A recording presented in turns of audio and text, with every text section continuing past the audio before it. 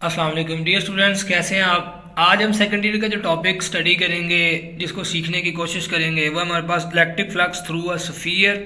एक सफ़ियर है मेरे पास, उस सफ़ियर के अंदर चार्ज है जो मैंने इस वक्त पॉजिटिव चार्ज लिया हुआ है। उस चार्ज की वजह से कुछ इलेक्ट्रिक फील्ड लाइंस है जो सफ़ियर की बाउंड्री से क्रॉस कर रही हैं। तो हमने ये फाइंड करना है कि हमारे पास ये जो सफ़ियर है इसके ऊपर इसकी जो सरफेस है वहाँ पर कितना फ्लक्स बन रहा है। उसके लिए हम क्या करेंगे कि हम इस सफ़ियर के जो जो टोटल देखे ना, आपने हमने जो फार्मूला पढ़ा है उस फार्मूले में हमने कोई भी ऐसी हमने कहा था कि हम यहाँ पर एक चीज़ आपने याद रखनी है कि हमने एरिया वेक्टर लिया था, यानी एरिया का यूनिट वेक्टर। और जब हमारे पास सफ़ियर होगा तो सफ़ियर के ऊपर जो एरिया होता है वो गोलाई में होता है, यानी वो दायरे की शक्ल में होता है, कर्व्ड होता है।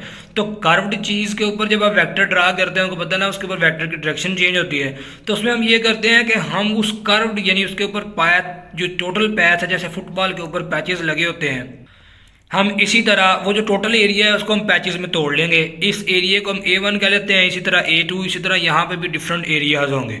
तो हमने टोटल एरिया को जो तोड़ लिया है हमने A1, A2, A3 and so on AN तक, यानी हमने इस सफ़ियर का जितना भी एरिया है, लाइक एक बॉल है, उस बॉल का जितना भी एरिया है जिसको आप टच कर सकते हैं, हमने उस सारे को किस में तोड़ लिया है, टोटल स्मॉल एरियाज़ के अंदर। अब यहाँ पर एक चीज़ आपने याद रखनी है, क्योंकि चार्ज हमारे पास एक है और चार्ज जो मैग्नीट्यूड है वो चेंज नहीं हो रहा। इसका मतलब है कि हमारे पास पूरे सफ़ियर में जो इलेक्ट्रिक फील्ड है वो क्या होगी, यूनिफॉर्म। तो हमारे पास इसका मतलब है कि जो हमारे पास E1, E2, E3, यानी E1 वो जो A1 से गुजर रही है इलेक्ट्रिक फील्ड, E2 वो जो A2 से गुजर रही है, इसी तरह सो ऑन EN, ये सारी की सारी चूँकि एक दूसरे के बराबर है क्योंकि ये यूनिफॉर्म है। यूनिफॉर्म इसलिए मैं फिर से बता रहा हूँ कि चार्ज की हमारे पास जो कीमत है, जो मैग्नीट्यूड है वो चेंज नहीं हो रहा, उसको हम सिंपली E लिख लेंगे। अब जब हम फ्लक्स फाइंड करेंगे तो एरिया 1 के लिए फ्लक्स हमारे पास जो होगा वो होगा हमारे पास EA1 cos थीटा 1, इसी तरह फ्लक्स 2, इसी तरह फ्लक्स 3, इस तरह फ्लक्स n। अब टोटल फ्लक्स हम फाइंड करने के लिए हम फार्मूला लगाते हैं कि हम इन सबको जमा करेंगे, लेकिन उससे पहले एक और चीज़ जो आपने देखनी है, यहाँ पे देखिए कि यहाँ पे जो एरिया A1 है और हमारे पास जो नॉर्मल वेक्टर है और इलेक्ट्रिक फील्ड लाइंस हैं, इन दोनों के दरमियान में एंगल बन रहा है 0 डिग्री। यहाँ पे भी एंगल बन रहा है 0 डिग्री। इसी तरह यहाँ पे भी अगर हम एरिया ड्रा करें उसका एंगल भी 0 बनेगा।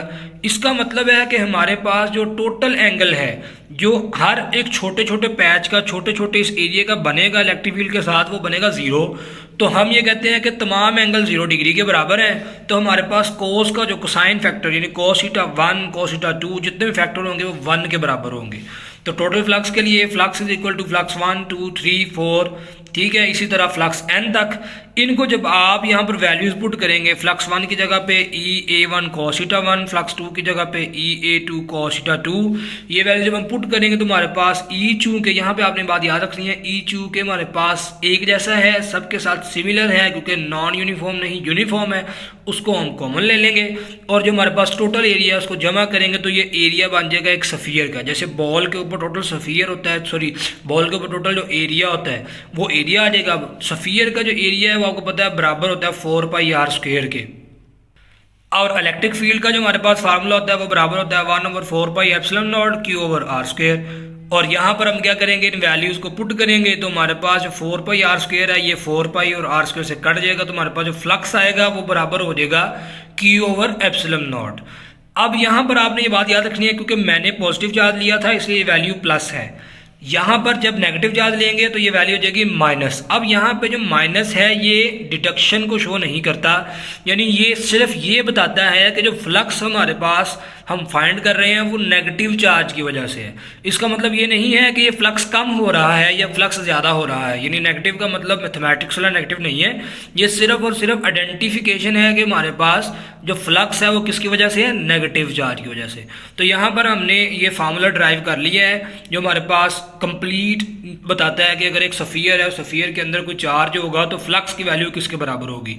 अब यहाँ पर हमने फ्लक्स की एक और चीज़ जो है उसको कंक्लूड कर लिया कि हमारे पास जो फ्लक्स है वो डिपेंड करता है मीडियम के ऊपर, यानी कि चार्ज कि जो इलेक्ट्रिक फील्ड लाइंस हैं वो किस मटेरियल से पास कर रही हैं, यानी कि जिस बॉडी का फ्लक्स हमने फाइंड कर रहे हैं उस बॉडी के दरमियान और चार्ज के दरमियान कौन सा मटेरियल पड़ा हुआ है। ठीक है, तो यहाँ पर आपने जैसे आपने पढ़ा था कि हम जो मटेरियल यानी जो दो चार्ज के दरमियान में लेते हैं या चार्ज के लिए मटेरियल यूज़ करते हैं वो हम डाइलेक्ट्रिक यूज़ करते हैं, जैसे बता दिया था आपको मैंने कूलम लॉ में।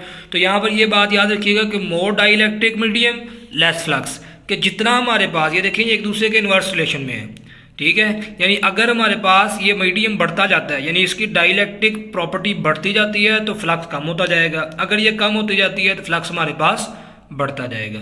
तो ये टॉपिक जो है हमारे पास यहाँ पे कंप्लीट होता है। अगर आपको किसी चीज़ की समझ नहीं आई या कोई पॉइंट या कोई इक्वेशन या किसी जगह पर जो आप किसी चीज़ की परेशानी हुई है तो आप कमेंट बॉक्स में मुझे मैसेज कर लें, आई विल आंसर इट। अपना ख्याल रखिएगा बच्चों।